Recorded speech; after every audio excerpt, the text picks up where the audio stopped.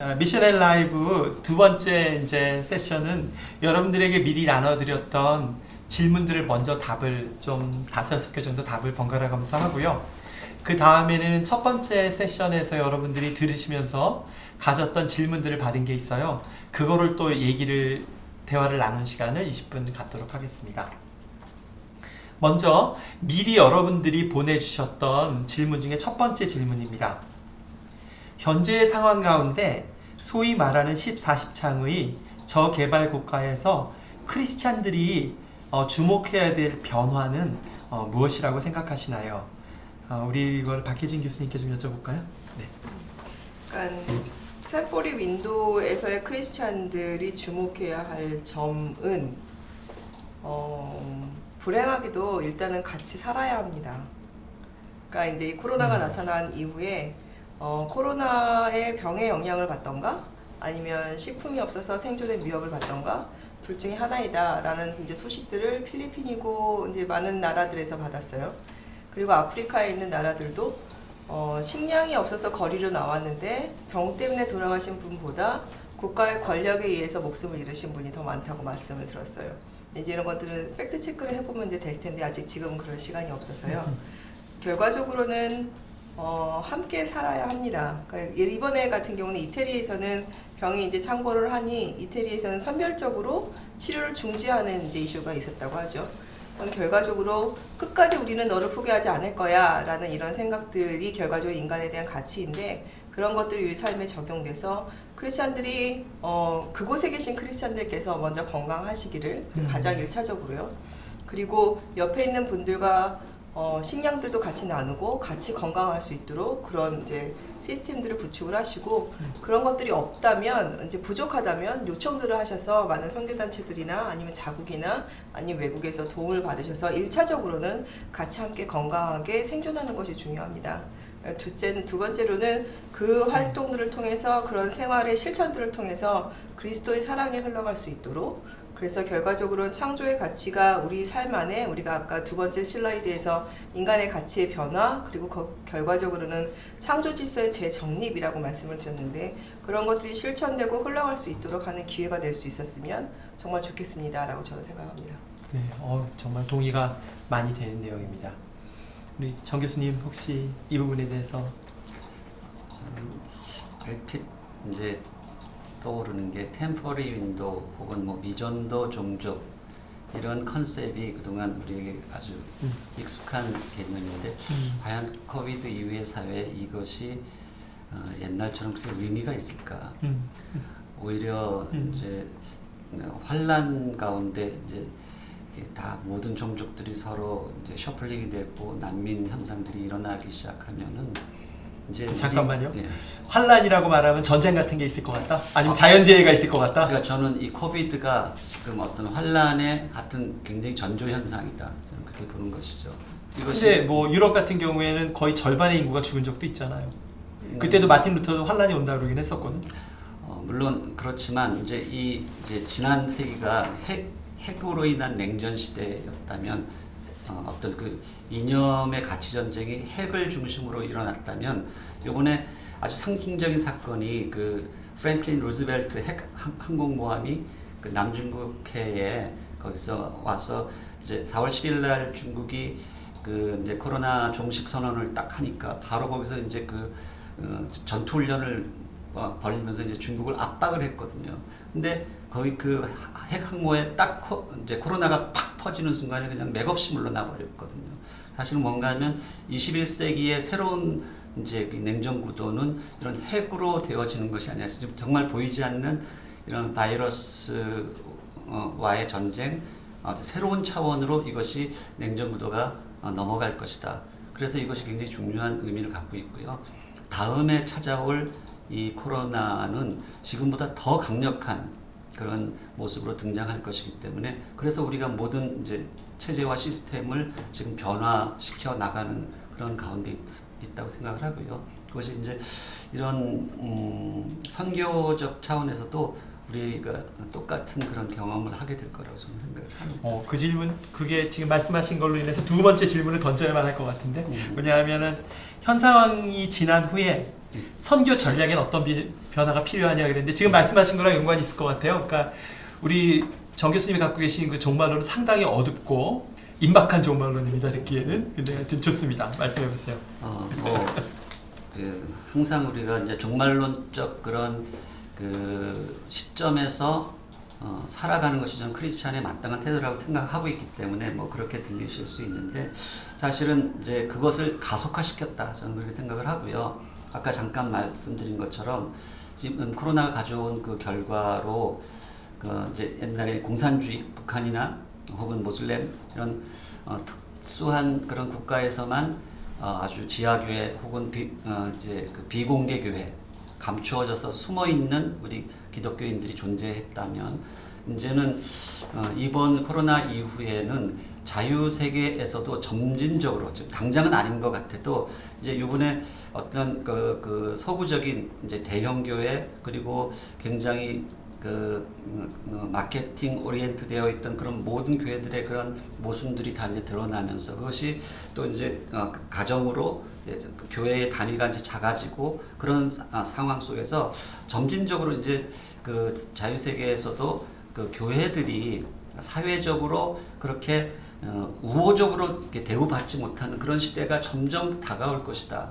이제 그런 시대에 이제 개인주의가 극대화되고 소외가 일어나고 비대면 사회가 이렇게 되어질 때 우리가 어떻게 그러면 선교적으로 그들을 향해서 접근해 가야 할 것인가는 아까 그래서 이제 그 그림으로 딱 표현했던 것이 그 완전히 격리되어 있던 그 문둥병자를 향해서 의도적으로 레위기 토라에 그 만지면 안 된다는 걸 아시면서 의도적으로 그에게 손을 대신 거거든요.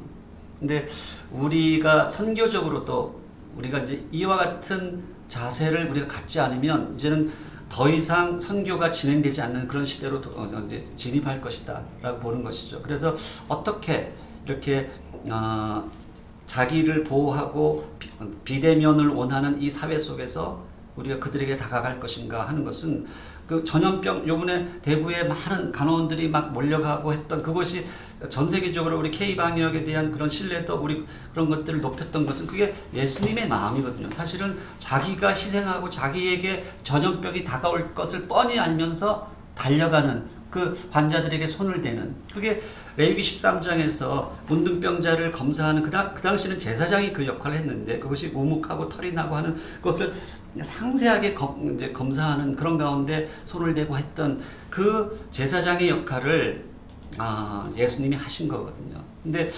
이제 그 앞으로 다가올 시대에 그 이제 선교는 그와 같은 제사장들이 나타나지 않으면 이 선교적인 문턱을 넘기가 너무나 힘들어질 것이다. 저는 그렇게 생각을 해요. 그래서 더 깊은 희생, 더 깊은 어떤 순교적 각오, 그리고 그 속에서 숨어 있는 교회들의 그런 유기체성,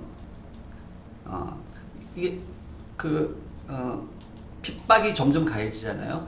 중국이 지금 시진핑 시대에 들어가면서 옛날에 그렇게 공개적으로 보였던 그런 교회들이 다 지금 지하로 이제 숨어 들어가면서 이제 그 단위들이 작아지고 있는데 이런 그 격리되고 그게 그 작아지는 이 단위들이 초대교회가 보여줬던 그런 유기체성을 이제 띄게 되는 것이 굉장히 중요하고 그런 매개체가 저는 이제 우리가 이제 뭐 BAM이든지 하여튼 전혀 다른 형태의 우리가 교회의 형태가 변화되어야 된다. 교회라는 것에 이전에 우리가 가지고 있던 패러다임을 이제 허물지 않으면 안 되는 예배와 선교와 교회의 패러다임이 다 바뀔 수밖에 없는 그런 시대로 들어갔다는 점에서 이 포스트 코로나가 굉장히 이제 중요한 의미를 갖고 있다고 생각하고요. 그 대목에서 사실 이제 질문이 현 상황이 지난 후에 선교 전략에 어떤 변화가 필요하다라고 얘기를 하는데 제 의견을 말씀드린다면 결론은 굉장히 유사해요. 근데 종말론에서는 차이가 좀 있어요. 어떤 차이가 있냐면 사실 이 부분은 이제 저희가 이런 얘기를 둘이서도 그 전에도 나눈 적이 있긴 있었는데요. 정 교수님의 경우에는 그렇지는 않은데 대개는 임박한 종말론이나 환란이나 핍박 또는 세계 정부라든가 아니면 큰 전쟁이든가 이런 걸 얘기하시는 분들은 오히려 일상으로부터 도망가요. 뱀을 할 수가 없어요. 그 세팅에서는. 그리고 오히려 단기적으로 치고 빠지거나 아니면 자기들끼리 모여 있거나 그런 위험들이 있거든요. 근데 초대교회의 사람들이 두 가지, 하나님 나라의 종말론의 두 가지 입장이 동시에 있었다라고 저는 생각을 해요. 임박한 종말론도 있었지만 그로 인한 소망, 그리고 그때가 어떻게 됐든지 관계없이 지금 일상을 살아냈던 부분이 있다라고 생각을 합니다. 근데 이 질문에 다시 돌아와서 답을 하자면 저 개인적으로는 일단 선교 전략이라는 그 뉘앙스에는 중앙에서 뭔가 짠 게 있거든요. 중앙에서 뭘 짜서 똑똑한 애들이 전체 판을 분석하고 거기에서 일관성 있는 방향으로 역량을 모으겠다는 그런 태도가 있거든요. 그런데 지금처럼 다양화되고 다변화된 가운데에는 사실은 전략을 짜면 짤수록 폭망입니다. 그보다는 다양한 사람들이 자신의 모습대로 그 환경에 맞는, 아까 말씀하신 대로 그게 치유자의 역할이든 친구가 되건 비즈니스를 하건 현장에서 만나는 그 사람들의 필요들을 채우고 그 사람들을 사랑하는 모습으로 다양하게 가야 되기 때문에 오히려 저는 전략이라는 말을 버리고 그보다는 복음의 정신과 가치를 불어넣고 그리고 중앙에서 뭐를 하려는 것으로부터 사람들을 자유하게 해주는, 그게 훨씬 더 중요하지 않을까 개인적으로 생각합니다. 저도 잠깐만 교수님. 좀 네. 의견을 말씀을 드리면, 그러니까 진 크리스찬이라면 종말론을 접했을 때 저희가 두려움을 느껴서는 안 된다고 생각을 해요. 기뻐야 되고 가장 예수님을 만나는 그 순간을 갈망해야 하는데, 우리가 이런 것들을 얘기할 때 어떤 두려움이나 압박이나 핍박으로부터 그것들을 멀어지게 하는 어떤 언어들을 사용하는 것에 있어서는 이제 같이 한번 생각해 보면 좋겠다라고 생각이 들었고요. 그러니까 코비드 같은 경우는 이 바이러스가 이제 전공을 하시는 분께 말씀을 드렸더니 제가 정확한 단어는 기억이 안 나는데 굉장히 지혜로운 바이러스다라고 얘기를 하더라고요. 이제 굉장히 악한 바이러스는 이제 여기 의사분들도 많이 계실 것 같은데 제가 전공자가 아니라서 용서해 주십시오. 그러니까 그 악한 바이러스는 바이러스가 몸 안에 들어가면 3, 4일 혹은 5일 안에 사람이 사망으로 이르게 된대요. 근데 이 코비드 같은 경우는 그렇게 직접적으로 사망을 빠른 시간에 이르게 하지는 않지만 그래도 치사율이 어느 정도 있는, 그런데 백신을 개발하기가 굉장히 어려운, 그러니까 지혜로운 바이러스다라고 얘기를 하더라고요.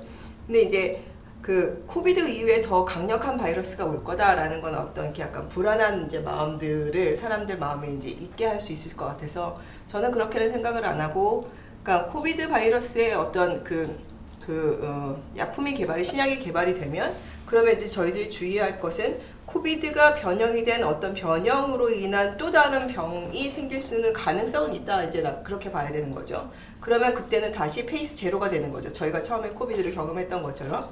그러니까 그런 이제 상황이 있을 거라는 것에 대한 어느 정도 우리는 준비함이 있어야 될 것 같고, 그 준비함이 있는데 근데 그게 언제 올지 몰라요. 그렇기 때문에 불확실성이 있는 거죠. 그렇기 때문에 항상 준비가 되어야 되기 때문에 긴장이 되는 이런 삶들이 유지가 될 것 같고요. 선교 전략에 대해서 이제 말씀하셨다면 선교의 방향성이, 그러니까 지금 사회에서 얘기하고 있는 것은 사스 이후에 사스에 걸렸던 분들이 심리적인 치료를 많이 받아야 했다. 그 과정을 통과하기가 어려웠다. 근데 지금 코비드를 이렇게 많이들 겪었기 때문에 사회에서는 이분들을 심리적으로 상담하고 심리적으로 품어낼 수 있는 사람들이 많이 필요하다라고 얘기를 하고 있어요. 그 영역들은 인본주의적인 그런 상담을 가지신 분들도 당연히 감당할 수 있겠지만 크리스찬들이 진정한 사랑으로 복음으로 그들을 품어낸다면 그들이 온전히 사회 안에서 다시 건강하게 살 수 있지 않을까, 저는 그렇게 생각을 하고요. 그리고 이제 한 단계 더 나아가서는 아까도 말씀하셨지만 작은 공동체 안에서 정말 사랑으로 나눌 수 있는 이런 이제 소모임, 소그룹들, 그 안에서 진정한 예배가 회복되고 진정한 삶이 살아나고 진정한 부흥이 일어나는, 저는 부흥을 기대합니다. 이런 일들을 지나면서 그런 것들을 갈망하는 그런 이제 방향과 전략들을 풀어내는, 그러니까 전략인 그런 방향성을 제시해 나갈 수 있는 그런 목소리들이 같이 한번 어우러졌으면 좋겠다. 저는 그렇게 생각합니다. 네. 아마 이 얘기 더 할 수 있겠지만 다음 질문으로 넘어갈게요. 아니, 난 사실 우리 정 교수님의 그거에 대한 제가 반격을 가했기 때문에 또 얘기를 듣고 싶거든요.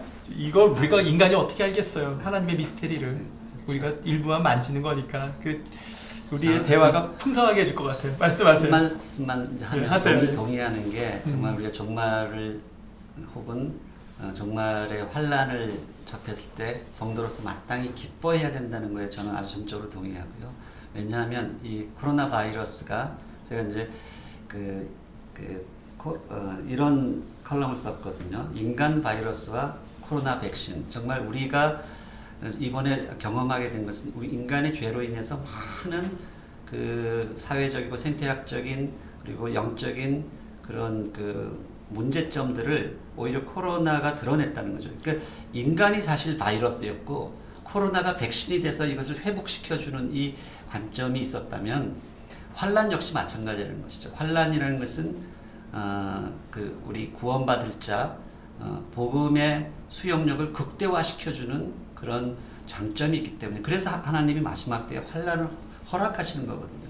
그래서 우리가 정말 종말론을 정말 믿고 그리스도의 재림을 믿는 크리스찬이라면 마땅히 환란을 두려워할 것이 아니라 이것은 하나님의 때가 임박했다는 것에 대해서 우리가 기쁨으로 그것을 받아들여야 된다고 저는 생각합니다. 네, 좋습니다. 저희가 시간적으로 6가지 질문 중에 3가지만 커버할 것 같은데 이 질문을 하면은 또 정 교수님이 또 말씀을 하셔야 되는데 근데 이거를 피해갈 수는 없어. 내가 그래서 정 교수님 얘기 듣고 싶어요. 4번인데요. 통일과 동북아의 평화 등과 관련해서 어떤 전망을 해야 하나요? 또 크리스찬들이 준비할 것은 무엇일까요? 왜냐면 이 질문은 너무나 선교적으로 중요해서 이거는 좀 커버를 해야 될 것 같아요. 이 질문 제가 이제 최근에 어떤 그 통일 사역, 북한 사역하는 모든 NGO 단체들이 모인 그런 그 장소에서 비슷한 이야기를 했습니다.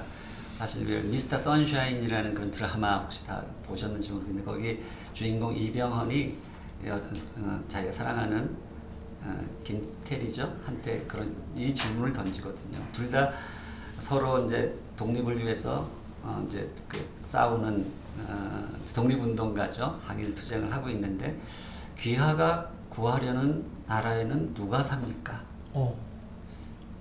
귀하가 구하려는 나라는 어떤 나라입니까? 이제 이병헌은 굉장히 그 종의 아들이고 정말 그 주인이 양반 주인이 자기 엄마 아버지를 때려 죽이고 겁탈하는 그 모습을 보았던 어린 시절에. 근데 이 김태리는 대가집 양반의 교수잖아요. 근데 우리가 지금 열심히 독립운동을 해서 구하려는 그 나라에 똑같이 그런 일들이 벌어진다면 우리가 지금 독립운동하는 의미가 뭐가 있냐는 거죠.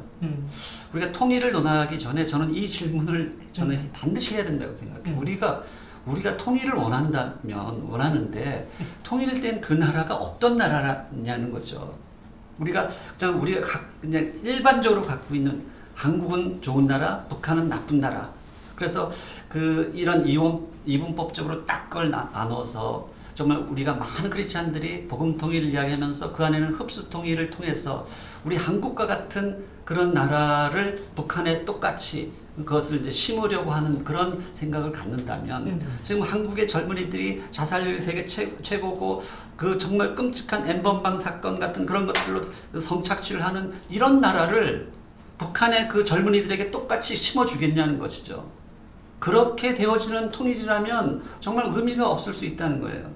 정말 이것은 우리가 북한 사회가 갖고 있는 가치와 한국 사회가 갖고 있는 이게 어찌 보면 자본주의와 사회주의의 가치, 전쟁, 냉전의 구도 속에서 우리가 완전히 그것이 나뉘어져 있었는데 저희가 이제 북한에서 우리 학생들을 가르쳐 본 경험에 의하면 사실은 정말 그들과 서로 부딪혀서 살아보지 않으면 느낄 수 없는 그 북한 사회가 가지고 있는 소중한 가치들이 있거든요. 우리는 벌써 오래전에 잃어버렸던 그런 가치들을 우리가 공유해야 되고 북한의 지하교회가 지금 반드시 있을 터인데 지금 누가 누구에게 선교를 해야 하는지 정말 우리가 지금 우리 한국교회가 갖고 있는 수많은 문제점들을 그것이 이번에 코로나 사태를 통해서 드러났다면 북한에 정말 그 순수한 지하교회 성도들이 존재할 때 우리가 나중에 통일된 이후에 누가 누구에게 배워야 되고 가르쳐야 되는지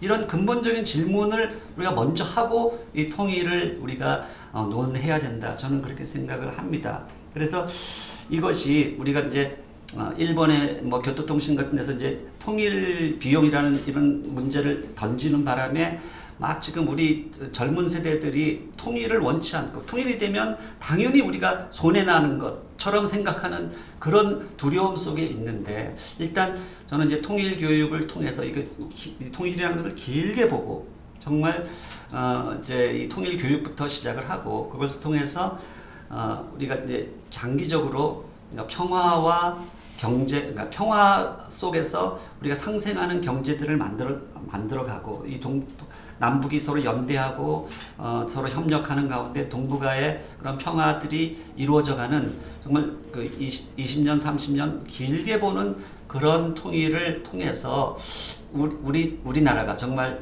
이 20세기에는 그 이 이데올로기의 희생양이 됐다면 오히려 이제는 남북이 서로 연대함으로 통해서 사회주의와 자본주의의 그런 중심 가치들을 서로 나누면서 오히려 이런 미중 패권 전쟁 속에서 우리가 제3의 대안을 제시하고 동북아의 공동체를 이루어가는 그런 점진적 통일 속에서 어떤 세계에 어떤 기여하고 평화에 기여하고 이제 뭐 자유로운 자유평등 이제 평화 경제 이런 쪽에 우리가 기여할 수 있는 나라가 되지 않을까 그렇게 생각합니다. 요거에 대해서 조금 시간이 초과하긴 했는데요. 우리 둘의 의견도 조금 카운터 밸런스를 해줄 필요가 있을 것 같아요. 저는 뭐 반대하는 것은 아닙니다. 그래서 코멘트. 네, 먼저 말씀하시죠. 저는 정 교수님이 하신 말 중에 그러니까 제가 이렇게 들으면서 해석한 건 이랬어요. 뭐냐면은 공산주의가 정말 적그리스도로서 많은 사람들을 죽였던 시기들이 있거든요. 전체주의적인 특징을 가지면서 특별히 유물론을 강조하고 개인의 종교들을 방해하면서 실제로 수천만 명이 죽었거든요. 직접 학살한 것도 있고 가뭄이 일어나서 죽기도 하고 그렇게 사람이 많이 죽고 단기에 그렇게 많은 사람들을 죽였던 적은 없었거든요. 또 한국 전쟁에 있어서도 폭력적인 방법들을 썼던 게 사실이고 그리고 굉장히 많은 기독교인들을 죽였거든요. 그렇지만 공산주의가 적그리스도적인 역할을 했다고 해서 자본주의가 갑자기 하나님 나라가 되는 건 아니거든요. 근데 그런 경향이 다분히 있어요. 그래서 어떤 면에서는 우리가 현상을 봄에 있어서 좌우에 어디에도 속하지 않고 하나님 나라의 가치 가운데에 이것을 살아내면 좋겠는데 전 당연히 원론적으로는 동의하고 만약 그것이 같은 의견이라면 동의는 하는데 이제 생각을 해보면 현실을 보면 크리스찬들이 그렇게 살아야 된다 좋아요. 그런데 실제로 그것들이 가르쳐지는 그동안의 플랫폼은 설교의 강단이었잖아. 강단 설교였다. 그걸 독점하고 있었잖아. 근데 그걸 독점하고 있는 목회자들이 다 그런 것은 아니지만 솔직히 말하면 좀 지나치게 그 흑백 논리에 매여있던 분들이 많았잖아요. 근데 어쩌면 이번 일이 코비드 이후에 어쩌면 난 좀 재밌게 보는 것 중에 하나가 개신교가 천주교로부터 나오면서 특별히 스코틀랜드 쪽으로 넘어가면서 이 예배에 있어서 설교의 기능을 너무나 강조를 했던 부분이 없지 않거든요. 교육 기능이.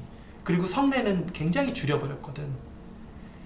성례가 있으면 어떤 점이 있냐면은 성례를 제대로 집전을 하면 그 형식을 따르면 일반 사람들도 할 수 있어요. 초대교회는 실제로 그랬고. 근데 설교는 또 다른 얘기야. 근데 이번에 이런 일들을 통해서 좀 조심해야 된다고? 이런 일들을 통해서 어쩌면은 좋은 얘기들을 우리가 온라인으로 많이 들을 수 있을 것 같아요. 또 그것들을 자유롭게 선택할 수 있는 권리들이 평신도들한테 있고 그러면서 그런 부분이 좀 극복이 될까?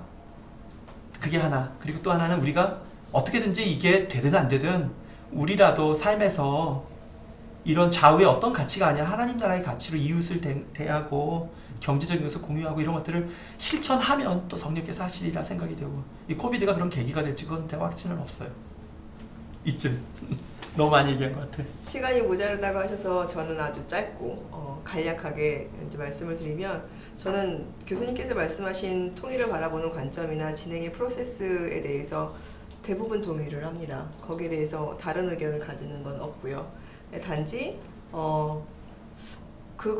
그 과정 가운데 통일이 되어야 하는데 이게 정치적으로만 이해하는 것이 아니고 하나님이 조명하신 이 세대 가운데 조명하시는 하나님의 뜻 가운데 우리가 통일들을 어떻게 풀어나가야 되는가, 통일을 어떻게 풀어나가야 되는가 하는 그런 많은 학습들이 필요한 세대가 아닌가 하는 생각을 해요. 네, 여기까지 하겠습니다. 네. 아, 왠지 난 이 질문에서 너무 말을 많이 한 것 같은 느낌이 들어서 후회감이 밀려오네. 자, 우리 그 온라인으로 좀 질문들을 좀 받을까? 네.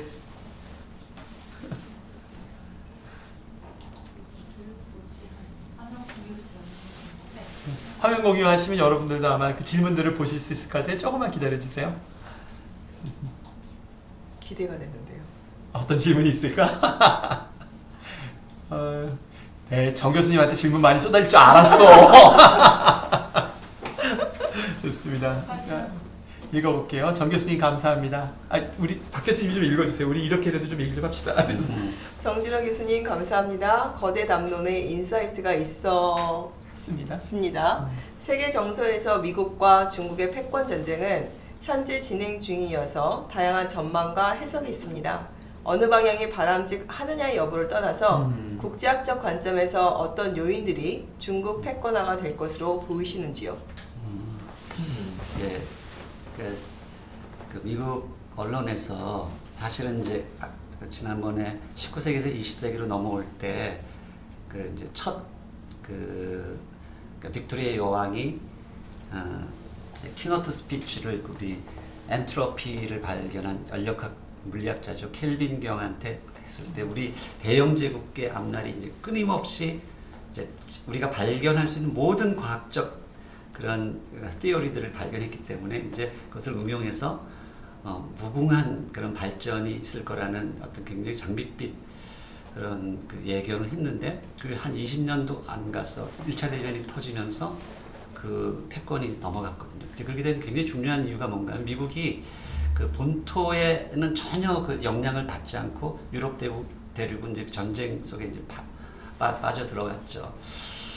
그런 가운데 이제 패권이 미국으로 넘어갔다면 이번에 미국 언론에서 지금 이번에 겪었던 이 코비드는 마치 진주만 폭격 혹은 911을 능가하는 그런 이제 데미지를 입었고 지금 미국이 지금 갖고 있는 그 혼란을 지금 보세요. 엄청난 이건 전쟁에서나 있을 수 있는 그런 혼란을 겪고 있는데 이제 그런 혼란 속에서 미국적 가치를 우리가 굉장히 선망하고 있었던 그 미국적 가치 저도 뭐 미국에서 살아봤지만 그런 것들의 그 이제 감추어진 문제점들이 다 드러나는 가운데 또 마침 이제 트럼프라는 그 인물이 대통령으로 있으면서 그동안 자국 보호주의와 뭐 TPP 탈퇴하고 뭐 이제 이란 협정 파기하고 하는 이 모든 것들이 이제 코로나 이전에도 이미 미국은 코로나 때문이 아니고 이런 보호주의, 자국 우선주의로 계속 가고 있었다는 것이죠.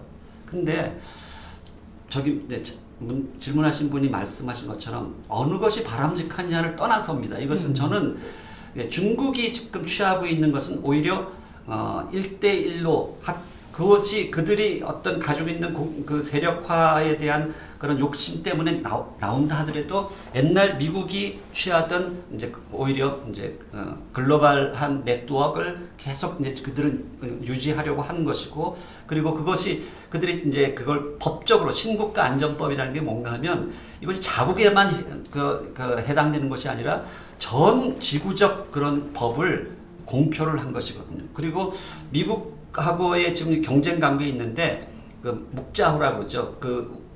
저기 양자통신 위성을 제일 먼저 지금 쏘아 올린 상태에서 이런 모든 것들에 대한 이 미국의 그 경계심, 미국은 이미 쫓기는 신세가 굉장한 이제 초조감을 갖고 있는데 그것을 가지고 지금 이제 사드 배치나 이런 것들을 가지고 이제 막 이제 견제하는 가운데 이 코비드가 터진 것이거든요. 그런데 이제 제가 이제 볼 때는 그 이제 중국이라는 지금 21세기가 그 석유 자원을 가지고 미국이 그 뭐 잘 아시다시피 브레튼 우즈 이제 그 시스템을 가지고 세계 경제를 컨트롤해 왔다면은 지금 미국이 셰일 가스가 이제 나오면서 이제 그것을 거의 이제 파기하는 그 행보를 해왔거든요. 그런데 실제로 보면은 이제 이번 코로나 사태를 통해서 미국이 자기 혼자 미국 우선주의, 자국 보호주의만 가지고서는 이게 생존할 수 없는 그런 상황이 이제 딱 그게 직면을 해버린 것이죠. 그런 상황 속에서 지금 이제 지금 21세기의 석유라는 것은 저는 이제 이제 4차 산업혁명 시대에서 빅데이터를 통해서 지금 통제하려는 이 시스템을 기술은 미국이 더 먼저 개발하고 그것을 이제 중국에서는 그것을 카피를 했죠. 카피를 했다고 하지만 지금 중국이 갖고 있는 엄청난 그 인구와 그런 중국 정부의 컨트롤 시스템을 통해서 끌어들이는 스펀지처럼 깔때기처럼 지금 빨아들이는 이 빅데이터가 엄청난 지금 자원을 형성하고 있거든요. 이게 21세기에 사실은 석유나 마찬가지의 역할을 하는데 그런 것들이 이제 지금은 이제 이 경쟁 관계가 한동안은 지속되겠지만 이제 시간이 지나면 지날수록 점점 중국에게 더 유리한 쪽으로 진행되고 그것이 우리가 원하든 원치 않든 그런 빅브라더 시스템을 중국이 점점 갖춰감에 따라서 이제 중국 교회는 많은 핍박을 통해서 사실 중국 교회도 이 핍박을 통해서 굉장히 정화되고 있거든요. 잠깐만. 예. 그 교회까지는 가면 예, 너무 오케이. 얘기가 길어질 것 같아. 그래서 그런 식으로 이제 진행될 것이라고 저는 이제 물론 제 이제 전망이 틀릴 수도 있겠지만 저는 좀 장기적으로 20년, 30년 앞을 내다볼 때는 우리가 이제 그거죠. 애국과 바벨론 사이에 있었던 그 에레미야 시대하고 저는 거의 똑같다고 보는 거죠. 저는 조금 사실은 반대 의견을 내고 싶어요. 이 건에 대해서는. 왜냐하면 제국의 질서, 패권 국가들이 얼핏 보면 힘으로만 형성된 것 같지만 사실은 국가를 넘어서는 보편적 논리들에 대한 설득력이 있기 때문에 움직여가거든요. 예를 들면 2차 세계대전 이후에 소련이나 중국이나 이런 나라들이 코민텔은 어떤 공산당의 세계화를 이루는 그런 작업들을 하는 걸 보면 당시에 식민자본주의를 해석하는 보편적인 논리들이 있었거든요. 그것 때문에 무수한 중국에 있는 젊은이들이 죽은 거거든요. 그것들이 서포트를 해주면서 일들이 진행이 됐고 저는 공산주의 옹호하는 거 아닙니다. 나중에 나쁘게 된 것들을 인정하고 자본주의의 경우에도 미국이 2차 세계대전 이후에 세계화를 얘기할 때 세계화가 얼핏 보면은 경제 시스템으로만 보면 자본주의 확장 같지만 거기에는 개인들이 국가와 민족에 매이지 않고 개인의 능력과 가치를 중요시 그것이 이루어지지 않았다 할지라도 어쨌든 납득되는 논리가 진행이 되거든요. 근데 지금 같은 경우에 미국이 자기들이 스스로 얘기했던 그 논리를 스스로 깨먹고 있어요. 그건 동의해요. 그것이나 미국의 쇠락의 증거라고 보는 건 동의하지만 과연 중국이 어떤 보편적인 가치를 지금 보여주고 있나요? 너무너무 저는 중국의 국가주의라든가 욕심이라든가 또 요번에 있었던 코비드 바이러스에 있었던 일들 가운데에 왜 G11에서 중국을 왕따시키겠어요? 단순히 그게 미국의 힘이 두려워서만 그런 게 아니에요. 그렇게만 움직이지 않습니다. 힘으로만 해석할 수 없는 일반 사람들이 들었을 때 논리가 납득이 되거든요. 아 저거 저렇게 하는 게 맞지. 중국 저놈들 정말 이상해. 라고 얘기할 만한 논리가 있는 거거든요. 이게 뭐냐 하면 제가 말하는 건 중국을 비하하려는 건 아니고요. 중국 발전할 거라고 봐요. 힘이 있다는 것도 인정해요. 하지만 어떤 강대국이 될 만한 보편적 논리를 어떤 윤리를 보여주고 있나요, 중국이? 나 그건 좀 진짜 물어보고 싶어요. 지나가시기 전에 그 너무 전공자의 경론인가? 전공자의 관점에서 바로 잡아야 되는 개념이 하나 있는데 브레튼 우드 시스템은 1, 2차 세계대전이 끝나고 난 다음에 그 미국 통화를 베이스로 해서 모든 세계의 외환 시장의 베이스 통화가 미국 통화가 되게 하자라는 결정이었고 이 결정을 통해서 많은 경제적인 그리고 무역적인 이슈들이 일어났기 때문에 그리고 미국이 경제 공황이 일어나면서 달러 수급에 문제가 생기면서 근본적인 그 미국의 달러 가치에 크레딧이 영향이 생겼어요. 그게 이미 40년대였고 그리고 그 시기를 지나면서 브레튼 우드 시스템이 이미 끝난 지 거의 한 70년이 되었습니다. 그래서 이제 브레튼 우드 시스템 때문에 미국이 어떤 그 리딩을 한다고 볼 수는 없고요. 이제 요거는 경제학적인 그 전공자의 시점에서 조금 바로 잡고요. 그리고 이제 아까 빅데이터 말씀하셨는데 저희들이 이제 핀테크라는 이런 영역, 파이낸스하고 테크놀로지하고 접목된 이 영역들을 공부하면서 중국에서 테크놀로지 접목이 굉장히 빠른 건 사실이에요. 그리고 그 미국이나 다른 나라들에 비해서 그 원인이 뭐냐라고 저희들이 분석했을 때는 그 이미 선진국에서는 기존의 시스템이 너무 완고하게 자리 잡았다는 거죠. 은행 시스템도 그렇고 파이낸스 시스템도 그렇고 뭐 이미 기존의 시스템을 완고하게 잡았기 때문에 어떤 새로운 변화에 대해서 변화를 따라가는 속도가 굉장히 느려요. 이미 여기 익숙한 사람들이 거의 태반이기 때문에. 근데 중국 같은 경우는 그 마켓이 MT 상태였기 때문에 어떤 기술력이 들어왔을 때 빨리 흡수를 한 거죠. 이건 어떤 상황적인 것이고 사회적인 이슈이지 그것 때문에 중국이 패권화를 유지할 것이다 라고 말씀하시는 거는 저는 조금 동의하기가 어려워서 또 다른 이슈가 있을 거라고 저는 생각을 합니다. 이제 두 가지는 그렇게 여기서 우리가 다뤄졌습니다. 질문들이 계속 있을 것 같은데 요쯤에서 한마디만 네네. 한번 이렇게 짧게. 그러니까 제가 이제 중국의 패권이 뭐 영원하다고 생각하는 것도 아니지만 당분간 이제 그런 시대가 올 것이다라고 저는 생각하는 이유가 사실 바벨론이 어떤 보편적 가치 때문에 애국을 누른 게 아니거든요. 바벨론의 하무라비 법전 법치국가예요. 진나라랑 바빌론은 아니에요. 아니. 계약법에 그런 것들이 굉장히 그런 것들이 이끌어가거든. 아니 그 당시엔 획기적인 거였다고. 느부갓네살이 예. 보여준 그 사자굴에 저기 그 우상 숭배 못하면 집어넣고 하는 이것은 정말 그 당시 그건 엄청 지금 관점에서 보니까 그렇지. 아, 그 당시 관점으로 봐야지. 어쨌든 그 당시에 볼때 제가 오케이, 이제 얘기가 굉장히 정리하고 다음 예. 질문. 그럴까? 오케이. 미안합니다. 얘기를 못 끝내기 위해서. 얘기가 코로나 이후 크리스찬은 어떤 경제관을 가져야 할까요?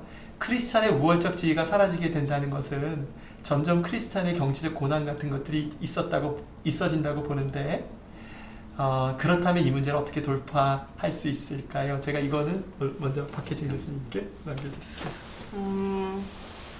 굉장히 어려운 질문이고요. 굉장히 어려운 질문이고 굉장히 시의적인 질문이기도 하고요. 그러니까 크리스찬이 어떤 경제관을 가져야 할까요? 라고 이제 여쭤보신다면 그러니까 금융시장에서 크리스찬은 어떻게 금융시장을 활용할 수 있을까요? 라고 이제 여쭤보시는 것과 저는 좀 비슷하다고 볼 수 있고요. 그리고 기본적으로 삶을 유지하기 위해서 어느 정도의 수입이 적정한가요? 라고 물어보시는 것도 조금 비슷하다고 볼 수 있고요.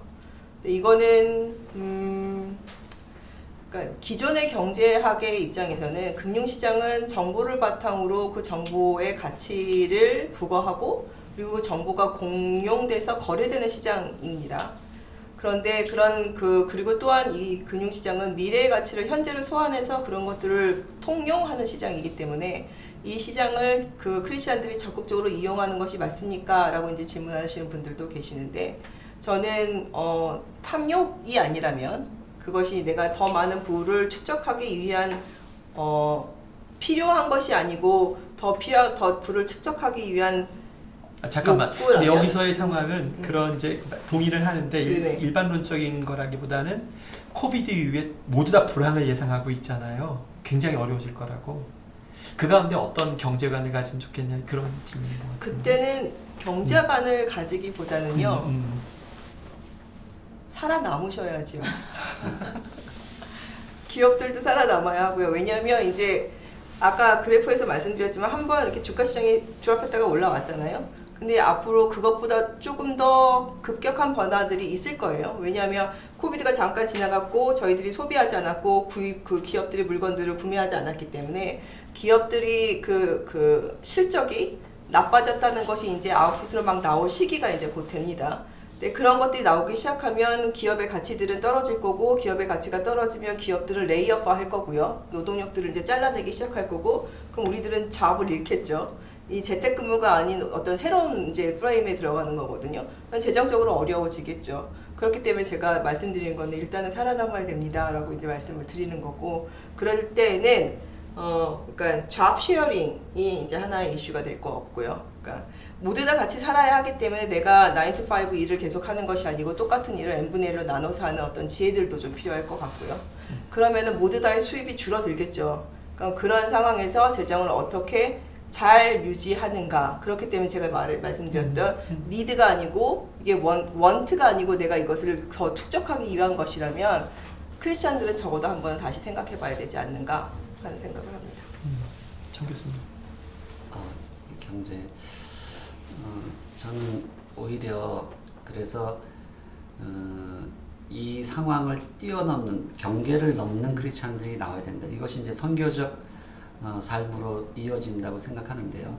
사실은 그 일상에서의 부를 축적하고 이제 안전하게 평안을 누리면서 편안하게 살고 싶어하는 것이 대부분의 인간들이 갖고 있는 보편적인 생각이라면 선교적 삶이라는 것은 그것을 이제 뛰어넘는 것이거든요. 경계를 넘는다는 것은. 근데 그것이 코비드 이전에는 그와 같은 챌린지가 드라이빙 포스가 그렇게 현실적으로 다가오지 않았다면 이제는 정말 이런 어려움 속에서 정말 그 복음의 가치가 다시 교회의 본질, 예배의 본질이 되살아날 때 정말 그런 경제적인 것을 뛰어넘을 수 있는 그런 선교적 삶을 살고자 하는 그런 크리스찬들이 저는 많이 나타나도록 해야 되고 나타날 수 있도록 정말 우리가 그걸 인도하고 지도해야 되지 않을까. 그것이 근원적으로 우리 크리스찬들이 이 경제적 고난을 능히 이겨내는 그런 방안이라고 저는 생각을 합니다. 오히려 경제적 후퇴나 가난을 받아들이고 하나님 의지에서 살아가는 어떤 초대교회 같은 모습이겠네요. 질문 하나? 한 사람이 한 답변만 하자고? 알겠습니다. 새로운 사람들을 교회로 인도할 때 코이노니아의 관점에서 알려주고 코퍼리 서비스, 그러니까 함께 모여서 예배를 경험하는, 아마 코퍼리 서비스가 그 얘기 같아요. 예배를 함께 예배하는 경험할 기회가 점점 사라지는 것 같습니다. 따라서 온라인으로 공동체를 형성할 수 있겠다라고도 생각이 드는데 어떤 방식으로 공동체의 가치를 실현할 수 있을까요? 소중한 관계없이 소외되는 이들도 있는데 어떻게 아우리치할 수 있을까요? 아마 이거 다 경험하시는 것 같아요. 박혜진 교수님 어떤 걸 좀 경험하세요? 대표님께서 대답하시면 어떠실까요? 저 질문은 아까 교회 공동체 이런 거는 대표님께서 조금 풀어주셨는데. 제가 짧게 말하고 정 교수님 얘기 좀 듣고 싶어요. 질문 한 답변 안 했어. 글쎄, 저는 오프라인, 온라인 둘 다 필요하다고 생각해요. 어떤 사람은 그전에 우리가 그렇게 생각했어요. 온라인 좀 해보고 나서 역시 오프라인이 사람 만나야 돼 그랬었는데 그럼 또 다시 온라인이냐, 이 흑백의 이슈가 아니라 두 가지가 충분히 병존할 수 있다고 생각을 합니다. 특별히 온라인 기능으로서 할 수 있는 건 아까 제가 교회의 기능이 두 가지가 있다고 얘기를 했잖아요. 전체 크리스찬 바디를 경험하는 거죠. 근데 그게 말한 코퍼리 서비스일 거예요. 근데 그게 훨씬 더 큰 레벨에서 가능해질 거예요, 아마 온라인으로. 예를 들면 사실은 미국 같은 데서는 그런 컨퍼런스들이 그동안 계속 있었어요. 지난 10년 동안에. 온라인으로 한꺼번에 여기저기 모인 사람들이 3달에 한 번씩 10,000명씩 예배를 드렸었어요. 큐커먼스라는 데에서는. 그 느낌은 굉장합니다. 같이 사실 실제로는 지역별로는 스몰 그룹이 모이는데 전체가 온라인으로는 10,000명이에요. 3달에 한 번씩 목요일에 2시간씩 딱 모였거든. 저도 참석하면서 굉장히 느낌이 독특하더라고요. 그래서 그런 것은 온라인의 강점이 있고요. 또 하나는 아까 말했듯이 우리가 좀 이렇게 뭐라 그럴까 좀 복음적이지 않은 설교들을 아웃시킬 수 있어요. 우리가 선택할 수 있어요. 그런 강점들도 있어요. 그 대신에 개인적인 공동체들 그것들이 훨씬 더 제도성을 넘어서서 현장에서 사람들을 섬기기 위해서 거기에 좀 더 에너지를 쓸 수 있을까. 우리 사실은 교회 다 그런 건 아니지만 정말 교회 장로나 권사가 되려고 하면 그거 다 참석하고 나면은 물론 교회를 지키는 사람은 그런 걸 해야지. 하지만 현장에 있는 가난한 사람들은 어떻게 만날 시간도 없어. 저는 학생들하고 말씀하세요. 줌으로 온라인 성경 공부하면서 온라인 성찬까지 같이 나눴었거든요. 정말 너무 성찬하고 싶은데 할 수가 없으니 각자 준비해서 온라인 성찬. 근데 사실은 우리가 온라인과 오프라인이 만난다는 이것이 4차 산업혁명의 핵심이라면 지금 오늘 이 자리가 저 질문에 대한 하나의 대답이라고 저는 생각을 합니다. 지금 우리가 전혀 함께 만날 수 없는 그런 새로운 코퍼렛 서비스 형태가 지금 나타나고 있다.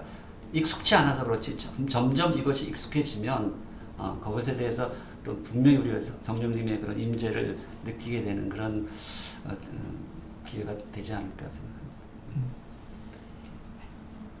다음 질문에 대답해야 돼요. 봅시다. 필드 사역자들 그룹 아마 선교사들 말하는 것 같아요, 그렇죠? 현지인과의 접촉을 조심하라는 얘기를 종종 듣게 됩니다. 참 모순적인 이야기를 많이 하게 되는 요즘입니다. 인간을 존귀한 자로 보며 진정성 있고 친밀한 작은 코니아를 위해서 사역자는 어떤 마음가짐을 가져야 할까요? 제가 너무 사역자들 좀 비판을 맞으면 죄송한 마음이 있습니다. 전 지지합니다. 말씀하세요. 이것도 되게 어려운 질문인 것 같습니다. 그러니까 위험성이 있는 것을 인지하지만 그러나 그럼에도 불구하고 다음 스텝을 내딛어야 하는 이제 상황이죠. 그런데 저희들은 저도 아직까지 그렇게 살고 있지는 못하지만 위험성이 있는 것을 알고도 한 발 나가기는 굉장히 어렵지만 근데 그 브레이크스루를 우리가 이뤄내지 못한다면 그것에 정말 진정한 복음들이 심겨지고 자라나고 열매 맺는 것들을 볼 수 있을까요? 하는 이제 질문을 저는 이제 다시 거꾸로 드려보고 싶습니다. 그 프로세스와 그 생각들을 하시면 되지 않을까요? 그러니까 혹은 다시는 우리가 함께라는 것, 저 사람도 하나님이 사랑하시는 분이라는 그 사랑, 그러니까 내 안에 예수님으로부터 흘러넘치는 사랑으로 그들에게 다가간다면 그 환경 가운데에서 우리가 어떤 결과들을 접목하더라도 마주하더라도 그것들을 우리가 넉넉히 감당할 수 있지 않을까요? 하는 생각을 하게 합니다. 근데 굉장히 어려운 질문인 것은 맞습니다. 질문 없음 마무리? 그럼 이제 끝이 날까요? 우리 그래도 저 앞 질문을 하나 가져오시겠어요? 그럼 하나 더 할까? 네. 하나 더 합시다. 질문 다음 하나 세대 더 있어요. 얘기하시는 거. 그래요. 네. 다음 세대 관심 있으시. 요거 네, 네. 이거 공간을 중심으로 한 교회에서 동기화된 성도의 중요성이 동기화라는 건 자발적으로 움직일 수 있는 성도 같아. 그러니까 충분히 그렇죠. 커질 것 같은데요. 특별히 다음 세대 관련해서 현재 있는 공간의 삶을 이게 좀 어려운 질문인데 어떻게 안내할 수 있을까요? 이거 어떻게 해석해야 돼요? 질문 어떻게 해석하셨어요? 좀 그러니까 다음 세대들이 이 다음 세대들을 그러니까 시간들을 살아내기 위해서 어떻게 준비할 수 있을까요? 이제 저는 이제 그렇게 해석을, 이 시대에 네. 자기의 삶을 살 수 있도록 어떻게 돕냐? 네네네. 혹은 뭐 준비하기 위해서 어떻게 무엇을 해야 할까 이제 이런. 근데 그런 공간을 정보도- 중심으로 한 교회거든. 공간을 중심으로 한 교회에서 공간을 중심으로 그러니까 이미 공간에서 공간을 위한 중심이 있는 거 아니야? 공동체 중심인 이런 성도들이 지금의 이런 다음 세대 그런 중심이었는데 이 온라인화되는 공간에 관계없이? 네네네 그런 건가요? 공간에 관계없이 어떻게 공동체를 유지할 수 있도록 다음 세대를 도울까? 그런 건가요? 근데 뭐 생각나는 대로 다음 세대들 위한 얘기를 좀 한마디씩 하고 마치죠. 뭐. 네네. 저는 다음 세대들에 대해서 굉장히 혈트가 많아서 그동안 많이 준비해온 것도 있고 그리고 다음 세대들에게 특별하게 요청하는 것들도 있어서 굳이 제가 그 다음 세대이기 때문에 이 질문에 답을 해보고 싶다고 말씀을 드렸는데 지금 아까도 은연중에 말씀들 하셨지만 지금 이 시대가 굉장히 양극으로 갈라지고 있는 세대이고요.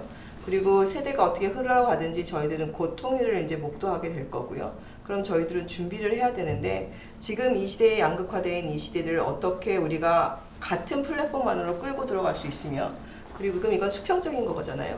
향후 올 수 있는 이 미래와 변화되는 시기 안에서 우리는 어떻게 준비할 수 있을까 이렇게 수평과 미래에 있는 가치들이 하나씩 만날 수 있는 이 교점들을 만들어내셔야 되는 분들이 다음 세대라고 생각을 합니다.